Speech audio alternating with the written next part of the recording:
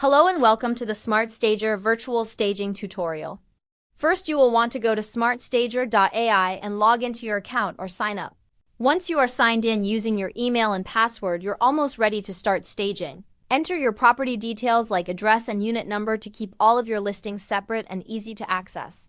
Select the photos you would like to have virtually staged. Once you've chosen your photos, you can either pick one of our preset staging prompts or create your own prompt. If you already know what you want the listing photo to look like. There are lots of preset prompts like virtually stage, modern stage, luxury stage, virtual declutter, and more. Once you have chosen your prompts or created your own, you can click the Generate Images button on the bottom right of the screen. All of your photos will begin to generate at the same time, making the process quick and efficient. After only a few minutes, your photos will be ready for viewing and download. You are almost ready to upload them onto your preferred listing site. Take a look at how much better these photos look compared to empty, unfurnished listing photos. Here is an example of a luxury furnished suite after virtually staging with Smart Stager. Virtually staging helps the seller attract more leads and save money compared to conventional staging.